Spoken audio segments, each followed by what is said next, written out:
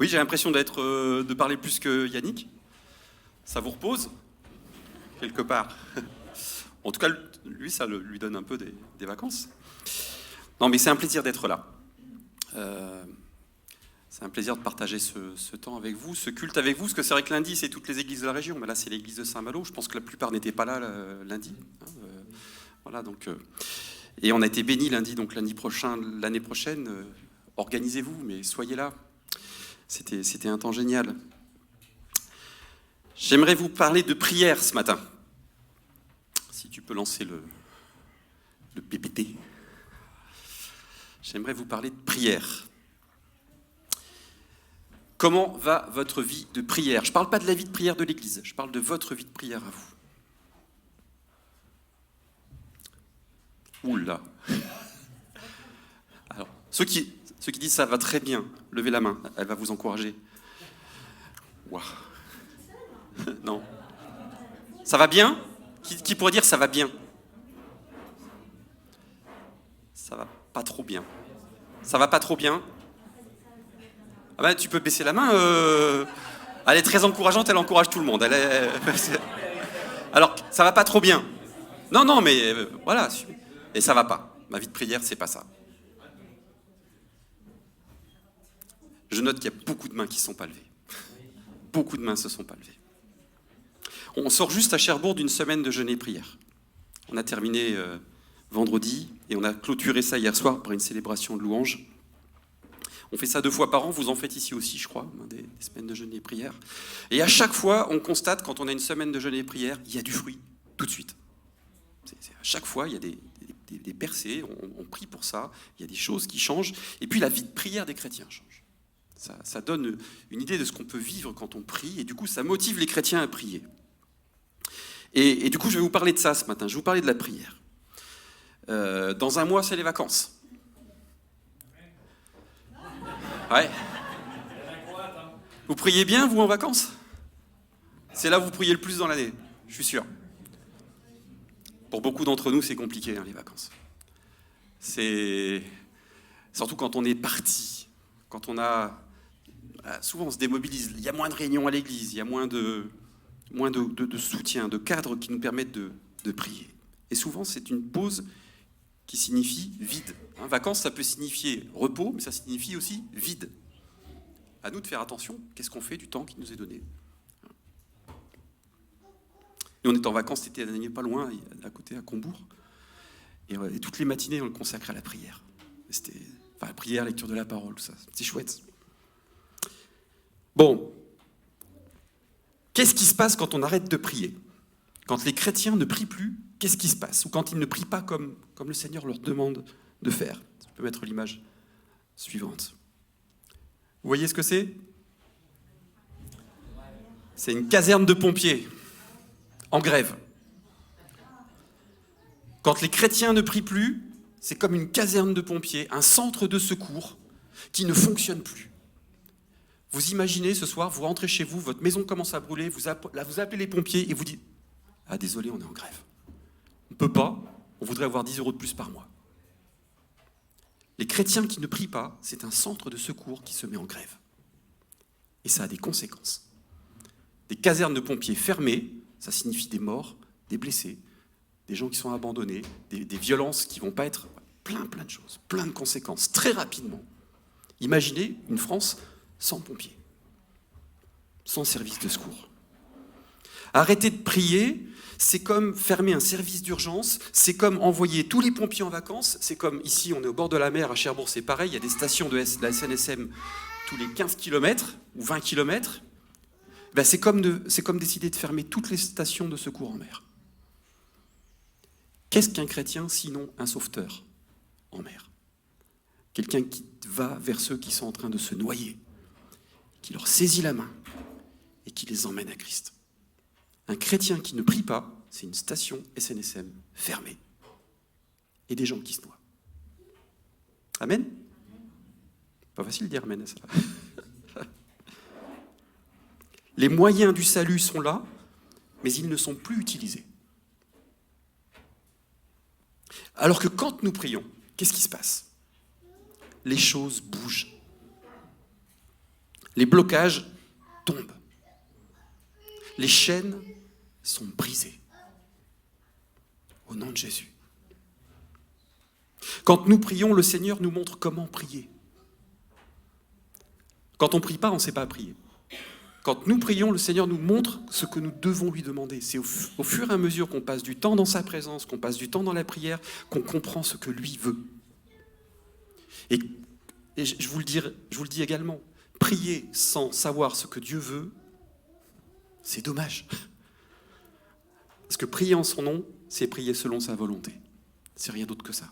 À la fin de vos prières, vous dites peut-être, c'est en ton nom, Seigneur, que j'ai prié. Ça ne veut pas dire que vous plaquez le nom de Jésus, ça veut dire je prie comme toi tu aurais prié. C'est ça, prier en son nom. Prier comme Jésus aurait prié. Bah, ça demande d'être dans son intimité. Ça demande de le côtoyer. Cette prière qui porte du fruit, elle est souvent nourrie par la parole de Dieu. Dans toutes nos rencontres cette semaine, il y avait la parole de Dieu au centre. Pour écouter ce qu'il a à nous dire. Et on reçoit alors des directions précises, nécessaires. Alors pose-toi la question ce matin, est-ce que dans ta vie, il y a une situation qui est en train de t'échapper ? Quelque chose sur lequel tu as l'impression de ne plus avoir prise ? Est-ce qu'il y a quelqu'un dans ton entourage qui est en train de vivre des moments terribles ?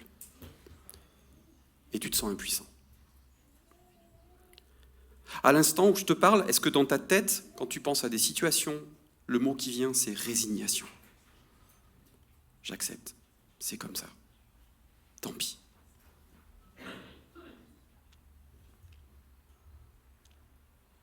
Quand le monde n'a plus de solution, la prière et Christ est la solution. Quand je n'ai pas la solution, Christ et la prière sont la solution. Sont la solution. Et le mieux, c'est pas d'avoir tout essayé d'abord, essayer mes propres forces, essayer ce monde, mais c'est de plonger dès aujourd'hui dans la confiance en Dieu. Et se tourner vers lui, demander son secours. On va lire un passage dans l'épître de Jacques, chapitre 5, à partir du verset 13. Vous connaissez ce texte, c'est un texte que les anciens utilisent quand ils vont prier pour les malades, mais il ne parle pas que de ça. Ça parle de prière, en fait. L'un de vous passe-t-il par la souffrance ?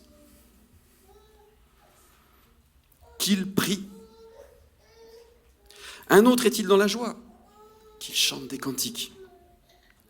L'un de vous est-il malade ? Qu'il appelle les responsables de l'Église qui prieront pour lui après lui avoir fait une onction d'huile au nom du Seigneur. La prière faite avec foi obtiendra la guérison du malade et le Seigneur le relèvera. La prière faite avec foi, pensez à ce qui peut charger chez vous. La prière faite avec foi obtiendra la guérison du malade et le Seigneur le relèvera. S'il a commis quelques péchés, il lui sera pardonné. Dieu est bon. Confessez vos péchés les uns aux autres et priez les uns pour les autres afin que vous soyez guéris. Et voilà le verset qui m'intéresse le plus ce matin. Quand un juste prie, sa prière a une grande efficacité. Élie était un homme tout à fait semblable à nous. C'est le plus grand prophète de l'Ancien Testament. Mais qu'est-ce que nous dit ici Jacques ? Il était tout à fait semblable à nous. Rien de différent entre Élie et moi au plan de la nature et en plan de ce que Dieu peut faire. Il pria avec insistance pour qu'il ne pleuve pas et pendant 3 ans et demi, il ne tomba pas de pluie sur le sol. Bon, je pense que personne n'a jamais fait cette prière en Bretagne ni en Normandie. Puis il pria de nouveau et le ciel redonna la pluie et la terre produisit ses récoltes. Vous notez que dans le texte que je viens de lire, il y a beaucoup de circonstances de vie différentes qui sont nommées. La souffrance, la joie, la maladie, la prière individuelle, la prière collective, la prière d'un jour, mais aussi la prière persévérante. Beaucoup de circonstances différentes. Et donc le verset qui m'intéresse le plus ce matin, quand un juste prie, sa prière est une grande efficacité. Je ne sais pas comment c'est dans votre Bible, il y en a peu qui ont la Bible sur les genoux, hein. Ils l'ont sur le téléphone. Moi, j'ai entendu pendant longtemps, et j'entends encore des fois dans mon église, et ça m'énerve quand je l'entends, donc la prière du juste est d'une grande efficace. Vous avez entendu ça? Non, vous êtes de trop jeunes chrétiens pour... Mais encore aujourd'hui, souvent ce verset il est cité comme ça. La prière du juste est d'une grande efficace. Ça, c'était la version Martin de la Bible, 1700, ou la Bible seconde, il y a 113 ans. En fait, ça veut dire la prière du juste a une grande efficacité. Pourquoi je fais une petite pause ici? Utilisons la parole avec les mots qu'elle utilise aujourd'hui pour toucher les gens d'aujourd'hui et évitons de prendre les versions des siècles précédents qui vont rien dire. Si vous parlez un français aujourd'hui, la prière du juste a une grande efficace, la personne en face de vous va vous dire « mais il ne parle pas français ce type ». Ça ne veut rien dire pour 95% des gens. Et vous ne serez pas moins fidèle à la Bible en prenant par exemple la français courant, la prière fervente du juste a une grande efficacité, la Darby, la fervente supplication du juste peut beaucoup. Ou la Semeur, quand un juste prie, sa prière a une grande efficacité. Ça peut vous sembler secondaire, ce petit aparté, mais attention à ce que la parole porte bien le message pour lequel elle nous est donnée et qu'on ne reste pas attaché à des formes ou à des versets qu'on cite tout le temps dans les églises en dehors de leur contexte et qui veulent dire autre chose. Je vous en cite juste un, c'est ma petite marotte. Là où 2 ou 3 sont réunis, je suis au milieu d'eux. Toutes nos réunions de prière, c'est cité. Presque. Vous savez de quoi parle ce texte? Il n'a jamais parlé de la réunion de prière. Il parle du pardon. C'est que Christ, quand 2 chrétiens s'unissent pour demander pardon, Christ est présent au milieu d'eux. Il ne parle pas de la prière dans ce texte. Il parle du pardon. Et dans toutes nos réunions de prière, ça y est, mais j'y arriverai jamais. J'ai beau l'avoir dit des dizaines de fois, ça ne passera pas. Bon. Fin de parenthèse. C'est juste pour vous mettre une petite pression. Quand un juste prie avec foi, sa prière est efficace. Un juste. Vous êtes juste, vous? Alors Laurent, devant tout de suite, dit « En Christ, en Christ !» Vous vous sentez juste? Laurent devant, silence. Vous avez vu comment j'ai pris autorité? C'est beau, hein? Ouais. Vous sentez juste? Bien sûr que quand on regarde notre vie, moi je ne suis pas juste. Hein. Ma vie n'est pas marquée par une perfection de justice. Bien sûr. Personne ne peut se dire, moi, parce que je suis, parce que je fais, je suis juste. Non, je suis faible. Je suis pécheur. Est-ce que ça veut dire que Christ n'écoute pas notre prière si nous ne sommes pas justes, parfaits? Ben non, heureusement. Le juste ici, ce n'est pas celui qui mène une vie saine et sans défaut. Il n'y a personne, de toute façon. Il n'y aurait personne. C'est le justifié par la foi. Celui que Christ a rendu juste. C'est le verset suivant, si tu veux. C'est par la grâce que vous êtes sauvés, par le moyen de la foi, et cela ne vient pas de vous.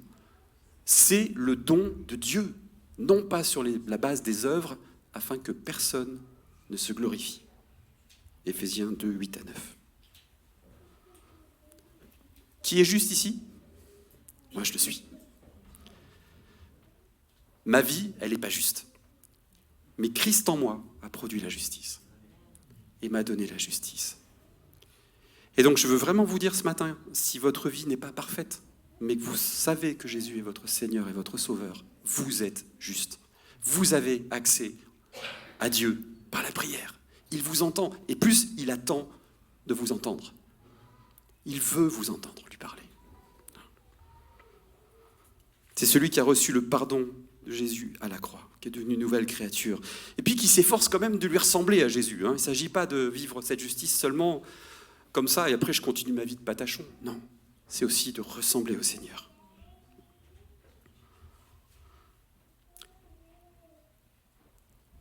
Est-ce que vous pensez que votre prière, elle est entendue de Dieu si vous êtes chrétien et que vous ne pratiquez pas ce que Dieu demande? Si par exemple vous êtes dans une situation de compromis ou de péché, est-ce que le Seigneur entend votre prière? Il entend, mais est-ce qu'il répond? C'est moi qui n'ai pas été assez. À sa façon, ouais. Et en son temps. Nous demeurons ses enfants. Même quand ma vie va être marquée par un compromis. Christ ne renie pas, le Père ne renie pas l'enfant qu'il a adopté par Christ. Mais par contre, ça obscurcit notre relation. Est-ce que le problème se situe du côté de Dieu qui ne peut plus me répondre ou de mon côté qui ne sait plus bien demander et qui n'a plus cette communion avec le ciel? Est-ce que j'entends vraiment sa voix? Est-ce que je peux vraiment recevoir ces directions? Est-ce que je ne vais pas m'égarer dans de vaines prières? Ici, si nous voulons prier dans le nom du Christ, c'est-à-dire voir des réponses à notre prière, il y a bien sûr la grâce de Dieu qu'on reçoit, qui nous rend justes, mais il y a aussi l'obéissance qui nous rend fidèles. Et je vois rarement des prières importantes, des bénédictions, des réponses à la prière importantes qui viennent de gens qui sont marqués par le compromis. Le Seigneur, dans sa grâce, peut en donner. Et peut-être c'est une leçon aussi, c'est une éducation de sa part. Mais en général, il attend de nous qu'on soit droit et fidèle. Parce que là, on va l'entendre, là, on va le comprendre, on va demander ce que lui demande. Et vous notez que dans le passage que j'ai lu tout à l'heure, le verset 16 dit « Confessez vos péchés les uns aux autres et priez pour les autres afin que vous soyez guéris. » Alors guéris physiquement, mais moi je pense qu'il y a d'autres guérisons aussi qui sont inclus dedans. Il y a d'autres maladies qui sont inclus dedans. Le pardon, si vous voulez voir des réponses à la prière, le pardon est un lieu qu'il faut fréquenter. Autrement, il y a une obscurité entre moi et lui. Pas entre lui et moi, mais entre moi et lui. Je ne suis pas bien dans sa présence. Alors un justifié par Dieu, c'est ce que nous sommes, on est d'accord? Quand il prie, sa prière a une grande efficacité. Ça veut dire que quelqu'un qui n'est pas justifié par Dieu, quand il prie, sa prière est soit peu efficace, soit pas efficace. Ça veut dire que la prière repose sur ceux qui connaissent le Seigneur. Nous ne sommes pas là pour demander aux gens de prier, de mettre leur foi en Christ quand ils ne le connaissent pas. C'est à nous de prier pour eux parce que Christ nous entend. Et d'être porteurs de la bénédiction. Vous vous souvenez du centre de pompiers tout à l'heure? C'est nous les pompiers. Et on est appelés souvent à prier pour des gens qui nous entourent. Et on va les bénir, et ils vont être touchés. Et à leur tour, peut-être, vont devenir des pompiers. Je crois que c'est la première fois que j'entends les chrétiens être appelés pompiers. Ouais. Ça vous va? Vous n'êtes pas choqués? Vous n'êtes jamais choqués ici. Hein. Ah, c'est Saint-Malo, Samuel, on a tout, nous, ici.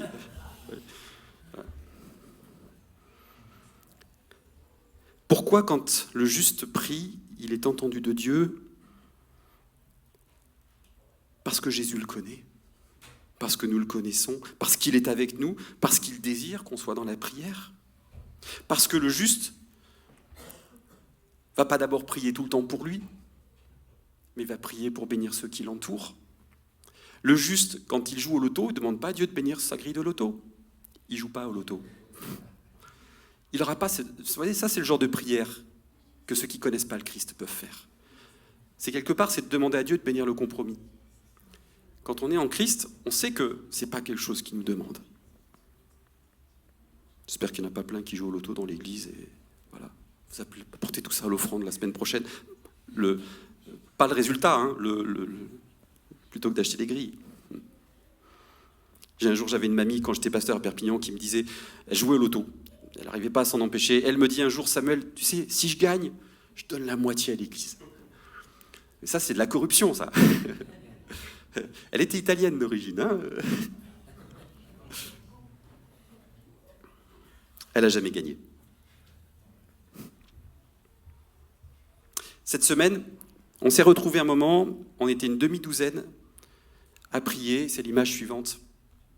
Et voilà l'image que j'avais de ce que nous étions en train de faire. On passe du pompier à la salle d'opération, et ces gens, imaginez, sont en train de faire une opération pour sauver une vie. Il y a des moments dans nos réunions de prière, on sauve des vies. On sauve des vies. On ne s'en rend peut-être pas compte, mais on sauve des vies. En ce moment, dans notre église, on a des prières qui mettent en jeu des vies et des morts. Très concrètement. Très concrètement. Il y a des gens pour lesquels on prie en ce moment, Je pense à une personne en particulier, on la tient à bout de bras pour pas qu'elle mette fin à ses jours. Tellement sa vie est un enfer. Et on prie pour sa délivrance. Priez pour elle. Je ne peux pas juste vous donner l'exemple. Priez pour elle. Une jeune femme qu'on accompagne depuis un petit moment. Lise. Elle est possédée comme jamais j'ai vu quelqu'un possédé. Et on n'arrive pas à la délivrer. Ça fait des mois qu'on prie pour elle. Ça fait des mois qu'on fait appel à des ministères spécialisés. On n'arrive pas à la délivrer. Et ça se dégrade et c'est de pire en pire. Elle est au bord de la mort. Vraiment. Je pense qu'elle est au bord de la mort.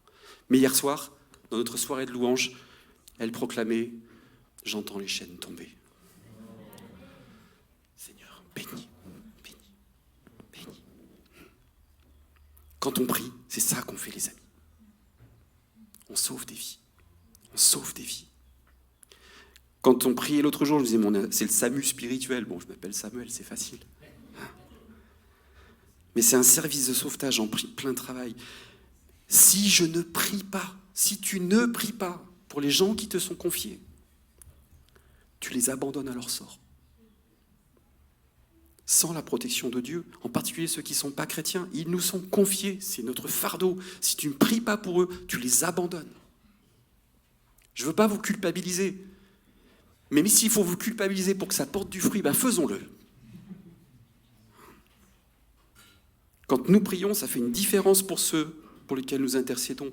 Des hommes et des femmes aujourd'hui sont vivants parce que nous avons prié pour eux. Et vous savez, c'est quoi le corollaire ? Certains sont peut-être morts parce qu'on n'a pas prié pour eux. Et spirituellement, des gens sont morts parce qu'on n'a pas été là. Prions, prions, prions sans cesse. Je vous repose la question de tout à l'heure. Votre vie de prière, ça va ? C'est ça, hein ? Seigneur, tu m'appelles à sauver, à être un instrument de salut entre tes mains. Quand nous prions, les cœurs sont touchés, le mal recule sous toutes ses formes. Alors qu'est-ce que nous dit Jacques au verset 17 ? L'image d'après. Élie était un homme tout à fait semblable à nous. Il pria avec insistance pour qu'il ne pleuve pas, et pendant 3 ans et demi, il ne tomba pas de pluie sur le sol. Puis il pria de nouveau, et le ciel redonna la pluie, et la terre produisit ses récoltes.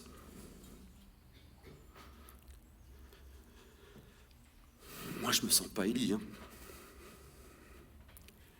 Je me sens pas... Vous vous souvenez, Jean-Baptiste, c'est le nouvel Élie. C'est le plus grand des prophètes de l'Ancien Testament. Jacques nous dit, il n'y a rien de différent entre ce que Dieu a déposé en toi, ou ce que Dieu veut déposer en toi, et ce qu'il a déposé en Élie. Ce qu'Élie a pu faire, il te donne la même autorité. La sécheresse et l'abondance étaient dans la main d'Élie, en fait, dans la main du Seigneur. Par le simple fait de sa prière, ou par l'extraordinaire fait de sa prière. C'est extraordinaire de prier Dieu. Si la sécheresse est venue, c'est parce que l'Éternel a voulu qu'Élie prie ainsi.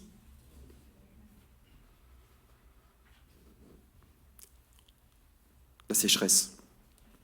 Je ne parle pas de la sécheresse dans le pays, mais la sécheresse spirituelle.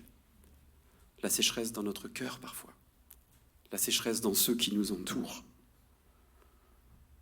Avons-nous prié pour que la sécheresse s'arrête ? Dans tous ceux qui nous entourent. Est-ce que ce matin, dans ton cœur, il n'y a pas ce désir de dire « Ben oui, en fait, je me rends compte que c'est sec et craquelé. On a super bien loué le Seigneur ensemble. Mais quand je vais rentrer chez moi, je peux passer 1 heure avec Jésus. Et demain, je peux passer encore 1 heure avec Jésus. Et quand je vais être confronté à un collègue ou un ami, un membre de ma famille qui ne va pas bien, je vais prier avec lui.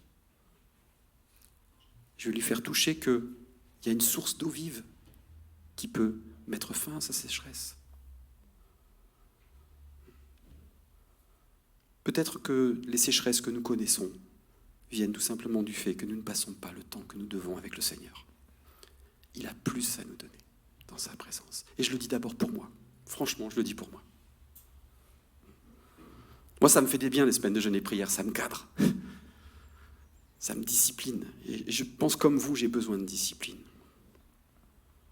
Ça nous aide à discerner, écouter le Seigneur. Je vais terminer avec avec un encouragement à la prière de la foi. Vous savez, à plusieurs reprises, le Nouveau Testament, ce sera après, hein, le verset, ouais. À plusieurs reprises, le Nouveau Testament nous demande d'ajouter la foi à notre prière. En gros, de dire, si tu pries pas avec foi, ça ne sert pas à grand-chose de prier, quoi. Tu n'es pas là pour faire un discours à Dieu, pour lui expliquer les choses. Vous avez entendu des prières comme ça? Vous savez, c'est ces prières où on va raconter toute l'histoire à Jésus. Puis au final, on ne demande pas grand-chose. Mais par contre, on a raconté l'histoire, les circonstances et tout ça. Non, la prière sans la foi, elle va rester petite, une petite graine. Et la foi, ici, c'est la confiance dans le fait que si nous prions selon la volonté de Dieu, il nous entend et il répond. Alors, ce n'est pas une œuvre. Ici, la foi n'est pas une œuvre. Ce n'est pas quelque chose dont on peut se glorifier. C'est Christ qui dépose ça en nous. C'est Christ qui le fait grandir, mais il faut le souhaiter. Il faut le désirer.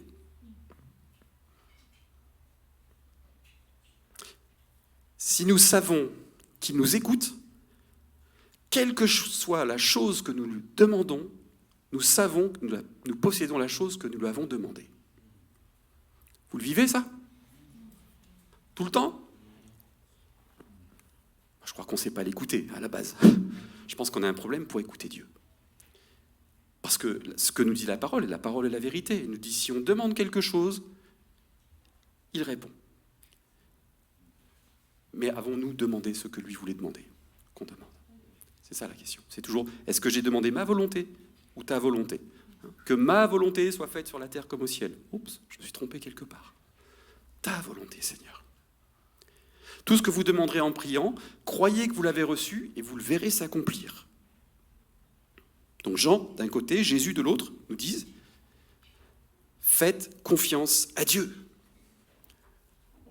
Quand vous priez, ce n'est pas juste une bonne intention, ce n'est pas des pensées positives. Toi, le Dieu de l'impossible, fais l'impossible. Tout à l'heure, parmi les gens qui se sont avancés, il y a des gens qui ont demandé des choses impossibles. Mais Dieu est grand. Il est au-dessus de tout ce qu'on peut imaginer et croire. Amen. Il donne, il répond. Et il nous faut oublier que quand nous prions, Dieu ne demande pas à ce que nous fixions la limite à ce que nous pouvons faire. Je ne suis pas là, moi, pour déterminer ce qu'il va faire. Je dois demander ce que lui veut faire. Moi, Samuel, je ne peux pas faire grand-chose. Je pense que je suis au taquet de ce que je peux faire. Seigneur, grandis et fais-nous diminuer. Mais toi, grandis en nous. On ne peut pas répondre à nos prières. Hein. Parfois, le Seigneur nous demande d'y répondre. C'est pas pareil. Moi, j'avais il y a quelques années, j'avais l'habitude d'aller prier à l'église quand j'étais à Perpignan.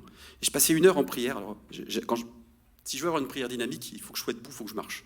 Autrement, je m'endors ou je pense à plein d'autres trucs. Et je priais pendant 1 heure pour toute l'église.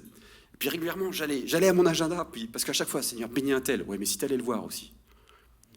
Et si tu allais prendre soin de ton frère. Et je sortais de mon heure de prière avec un agenda rempli de gens qu'il fallait que j'aille bénir, en fait. Il y a de ça. C'est pas une œuvre. Mais le Seigneur te dit, écoute, justement, j'allais t'en parler. Hein? Seigneur, viens prendre soin d'un tel. Justement, j'allais t'en parler, il habite à côté de chez toi. Je te mandate. Va lui faire du bien. En mon nom. Que le Seigneur rajoute la foi à notre prière. Ici, je sais qu'il y en a probablement beaucoup parmi nous qui prient en ce moment pour quelque chose et qui prient depuis longtemps pour quelque chose et qui n'en voient pas le bout. Ça vous dit quelque chose, ce genre de prière, vous savez, quand on prie pour un conjoint qui n'est pas converti, ça fait 20 ans qu'on prie. Quand on prie pour la guérison de quelqu'un qu'on voit décliner et partir et on ne voit pas la guérison. Quand on prie pour un voisin qui nous persécute depuis des années et ça ne se règle pas. Quand on prie pour une injustice qu'on subit et qu'on subit et qu'on subit encore et qu'on prie et on ne voit pas la délivrance. Vous savez vous connaissez ça? Qu'est-ce qu'on fait? On persévère. Parce qu'un jour, Dieu, dans sa grâce, va répondre. On est à Jéricho. Vous voyez la ville de Jéricho? Dieu a demandé à Josué de faire le tour de la ville avec son équipe d'intercession, c'est-à-dire tout le peuple. Et ils vont faire des tours pendant combien de jours? petite révision, 7 jours. Combien de tours au total ? Ah ah. Combien de tours ? Ah là, bon, 13 tours. 7 jours, le dernier jour, ils en font 7. 13 tours. 13 tours au total. Et pendant tout ce temps-là, qu'est-ce qui se passe ? Les soldats de la ville et les habitants sont sur les murailles et se foutent d'eux. Vous voulez faire tomber nos murailles avec vos cornes, là, en faisant de la musique ? C'est juste des simplés, quoi. Les Israélites, c'est des simplés. C'est une bande d'allumés qui viennent et qui font des processions autour de la ville en pensant que nos doubles murailles vont tomber parce qu'ils font du bruit. Vous imaginez ce qui se passe dans le cœur des habitants du peuple d'Israël à ce moment-là ? À aucun moment, Josué n'a dit au peuple ce qui allait se passer. Ils ne connaissent pas la fin de l'histoire. Qu'est-ce qu'ils font ? Ils marchent. 1 fois, 2 fois, 3 fois. Ils marchent. Quand on connaît le peuple d'Israël, c'est quand même le peuple pratiquement comme les Français. Ils ont du mal à courber la tête. Ils n'aiment pas l'autorité, ils sont souvent rebelles. Je note que dans ce passage, à aucun moment, on voit le peuple d'Israël faire une délégation, mandater un syndicat pour aller voir Josué et lui dire « ça suffit maintenant ». Là, on est la risée du monde entier, ça commence à se savoir dans la région, on est juste des ploucs, il faut qu'on arrête de faire ça, on prend d'assaut la ville, ok, avec des armes, mais chanter sous les... c'est pas possible. Imaginez qu'au 12e tour, le peuple décide d'arrêter. Parce que ça ne marche pas. Il reste un tour à faire. Le lendemain, plus de muraille. Ce que je voudrais vous dire ce matin, c'est que dans votre prière persévérante, le combat qui est le vôtre, je ne le connais pas, je ne peux pas le comprendre. Ce que vous vivez comme combat, je ne peux pas le comprendre. Mais vous savez ce que vous vivez avec le Seigneur. Tenez bon. Et que la foi vienne nourrir cette prière. Vous êtes peut-être au 12e tour de votre tour de Jéricho. Vous êtes peut-être au 12e tour. N'arrêtez pas maintenant. N'arrêtez pas. Dieu est bon. Dieu est fidèle. Il entend nos prières.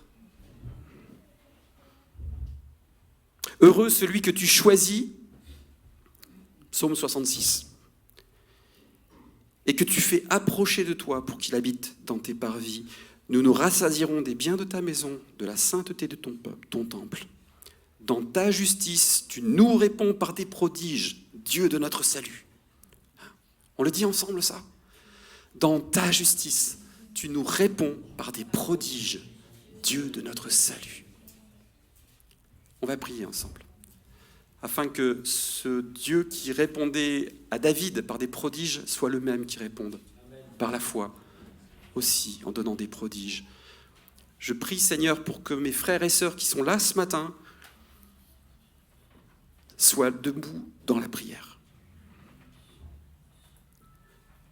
Fais comme tu veux, Seigneur, mais que tu nous fasses comprendre qu'on est un service d'urgence, que tu nous fasses comprendre que nous sommes une salle d'opération, un moment vital, que tu nous montres qu'on est au 12e tour de la marche autour de Jéricho.